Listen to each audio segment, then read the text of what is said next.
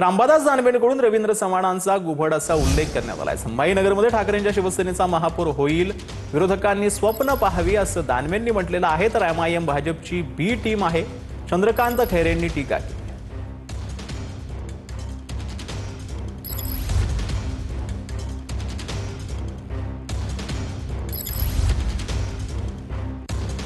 काल ते भाजपचं गुभड आलं होतं 4-5 दिवसापूर्वी डोंबिवलीचं। ते म्हणत होतं छत्रपती संभाजीनगर नामकरण आम्ही केलं, पहिला महापौर आमचा होणार। तुम्ही स्वप्न बघा, तुमचा महापौर होणार नाही, महापौर या भगव्याचाच होणार, एवढं लक्षात ठेवा। 1990 ते 28 वर्ष या शहरामध्ये आपण दंगल बिंगल होऊ दिलं नाही, म्हणून या ठिकाणी डेव्हलपमेंट झाली। आता कुठे काय चाललं? एमआयएमच्या बरोबर त्या ठिकाणी दोस्ती करता। एमआयएम बी टीम आहे, ही बी टीम असल्यामुळे मी या ठिकाणी सांगेल की सगळे त्यांचे उलटे पुलटे धंदे। आज परवा मारामारी झाली एमआयएमच्या लोकांची, आता तेच म्हणतात की भाजपने बोला। अरे भाजपने ते भाजपबरोबर तुमची दोस्ती आहे, त्या दोस्तीमुळे त्या ठिकाणी होत आहे।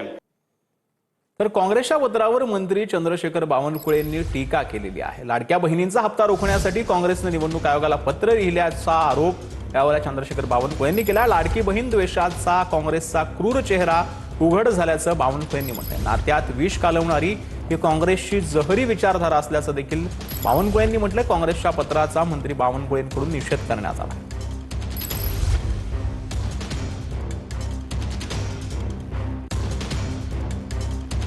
तर चंद्रशेखर बावनकुळे यांनी आपल्या एक्स पोस्टमध्ये काय म्हटलंय ते आपण पाहूयात। महाराष्ट्रातील लाडक्या बहिणींबद्दलचा द्वेष काँग्रेसमध्ये ठासून भरला आहे, तो वरचेवर उफाळून येतो असं चंद्रशेखर बावनकुळेंनी म्हटलंय।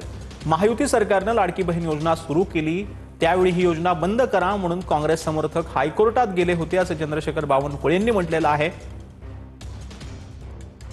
तर महायुती सरकार लाडक्या बहिणींच्या बँक खात्यात संक्रांतीच्या पर्वावरती 2 महिन्यांचे 3000 रुपये जमा करत आहे असं चंद्रशेखर बावनकुळे यांनी म्हटलंय।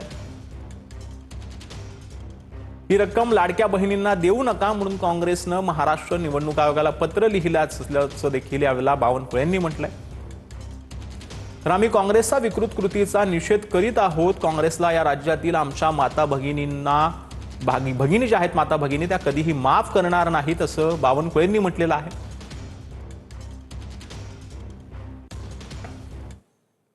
तर लाडक्या बहिणीच्या सन्मानालाच काँग्रेस लाच म्हणतंय असं चित्रा वाघ यांनी म्हटलेलं आहे। निवडणूक लागली म्हणून हक्काचा पैसा रोखण्याचा काँग्रेसचा डाव असल्याचं चित्रा वाघ यांनी म्हटलंय। सावत्र भावांना लाडक्या बहिणी 15 तारखेला उत्तर देतील असं देखील चित्रा वाघ यांनी म्हटलंय।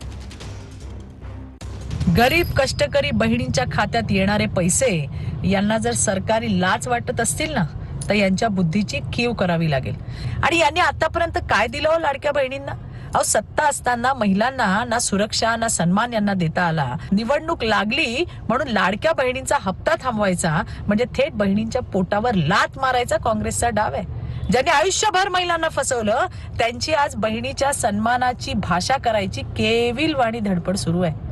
महाराष्ट्राच्या बहिणी काँग्रेसचा हा घाणेरडा खेळ आणि त्यांची नियत चांगलीच ओळखतात। आणि या लाडक्या बहिणी, राज्यातल्या लाडक्या बहिणी या सावत्र भावांनी केलेल्या अपमानाचा बदला 15 तारखेला नक्की घेतील।